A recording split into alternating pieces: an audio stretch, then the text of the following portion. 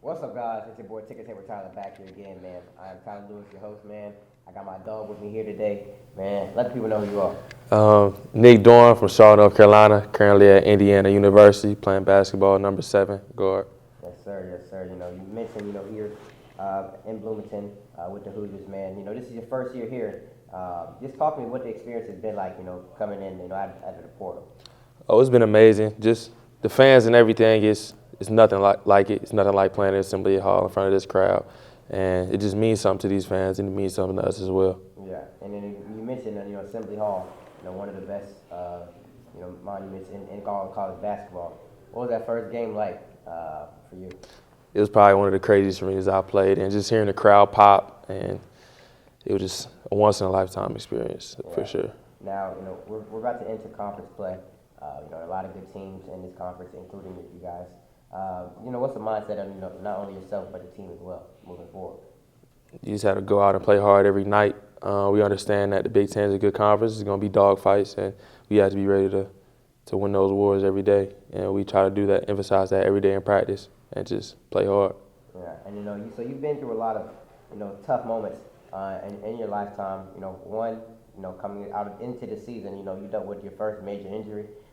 Just what was that process like? That rehab process like in order to get back to 100%? And what was the hardest thing you say you dealt with? It was a long process. It took about 8 months. Coming from Elon is when I got injured, so around February, and then that's when I had my first surgery. But the hardest part was it not healing all the way, and when I got here, I had to get another one. Yeah. So that was probably the hardest part, just walking out on faith and being able to do that process all over again, even when you think you're about to start playing again, start doing something that you love, and that being taken away from you. So it just put everything in perspective that it can be taken just like that, and I just cherish every moment I have on the court from now on. So. Absolutely, and then speak of experiences off the court as well. You lost a family member. Just talk to me about how was that like? Of course it's tough, and how you've been able to deal with that. I mean, of course it's tough, but I say me, I drown myself out in basketball, so I'm just totally consumed with basketball now. So I feel like that's a way to get through it. I mean, it's okay to not be okay. I mean, mental health matters, and that's a big thing that I would like to tell other people, that you're not going to be okay every day. Some days you're going to have 10%, some days you're going to have 20%, some days you're going to feel 80%, but it's just consistency in the small details is what's going to carry you through everything. Yeah, that's big, especially that part, at the end of the day, we're all human, even though we might show, oh, I'm doing amazing, to others, but, inside, like you said, some days it might be 10%, and at the end of the day, that's fine. And now, let's get back to basketball. Coming into the season, the practices and whatnot, just tell me how that's been, with Coach DeVries. He's a great coach. He's always giving me pointers and new ways to get better. One thing about him, he's going to push you to get the best out of you. He's not going to let you sell yourself short, and he keeps it real all the time. So anything that he say, he'll always back it up with film or show it to you. So I feel like that's a big thing about him. And he's just a player's coach. He wants us to be dogs on the court, and he kind of coaches like that. So I'd probably say that. And you mentioned being a transfer. Since you got here, what's been the biggest adjustment / eye-opener for you? The biggest adjustment was, I'll say,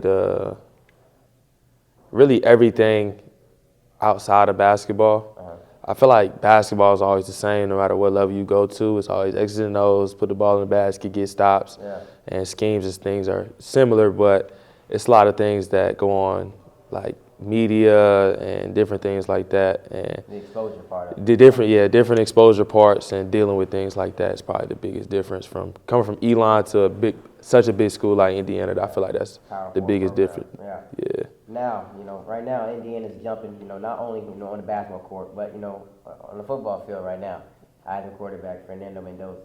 If Fernando Mendoza was playing with his basketball team, man, what do you think he'll be doing? What stats he put up? I have no clue. I can't even speak on that. I have no clue. Okay. And then, you yourself, you played football growing up. If you, Nick Dorn, was on the football field, what he doing?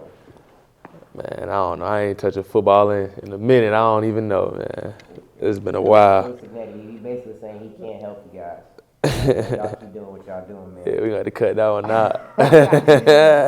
You know, who's someone that you try to model your game after?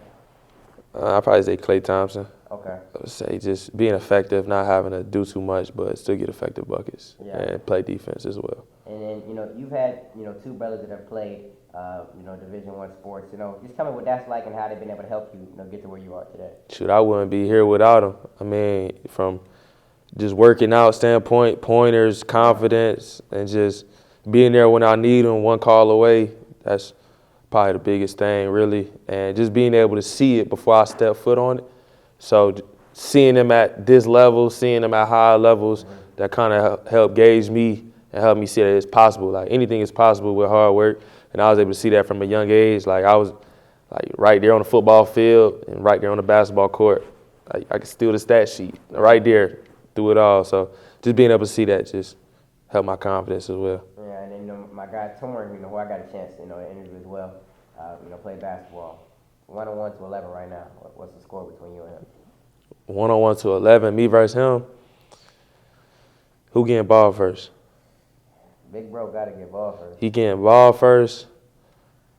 If he getting ball first, I'll give him 5. But if I get ball first, he only getting 3. So I say, what, 11-5 me? Okay. Yeah. Okay. Yeah. I like that, man. And he probably going to have something to say about that, but we going to see. And then, you know, coming into the season, you know, what were some goals not only for yourself, but, you know, as a team that you guys have set? Really just to win. Win big games.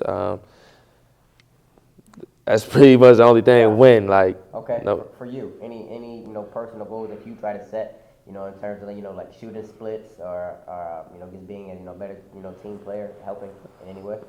I just wanted to improve in all aspects of my game, especially coming from a mid-major level. It's always the stigma that, oh, they don't know if he can compete at this level. So I feel like just turn it up a notch. Just turn it up a notch and being able to be that guy. Okay. I like that, man. Now we're going to get into, you know, ticker tape questions. You know, we get to know you a little bit off the court, a little bit more. Go to pregame music. Pregame music, I'd probably say Gunna. Who else? Some J. Breezy and Youngboy. Okay. I'd probably say those. You know, which one would we rather choose? 10 minutes in the cold tub or suicides? Ooh, that's tough. That's tough. How many suicides we talking? Y'all not sliding your feet on defense. Shots not falling during practice. Let's put it like this. I mean, I have 5 suicides. Let's just say 5 suicides. I'll take the suicides. I hate the cold tub. I'll take the suicides. Okay.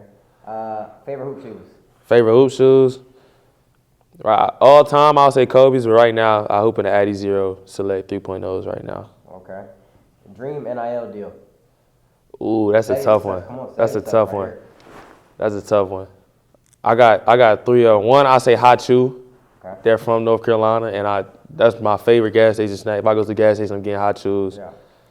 2, Cookout. I used to eat it all the time from North Carolina kid, so I probably say Cookout. Ooh, 3 is a tough one. I ain't gonna lie, that 8. Yeah, Cookout would be tough. Cookout would be tough. That'd be different for sure. 3. Ooh, this is tough. I'd probably say Adidas. There we go. Either Adidas or one of the shoes, Adidas or Nike. Probably one of those 2. Now, I'm glad you mentioned Cookout. What's the order? What's the order? Chocolate chicken sandwich, just cheese. I get a cheese quesadilla and a chicken wrap with the spicy Cajun chicken wrap. Okay. And then for the drink, I either get the high C, or if I want a shake, I get the banana pudding milkshake, add caramel. Okay. If I'm getting a shake. Add caramel? Yeah. That's a little different. Fire. Okay. Crazy.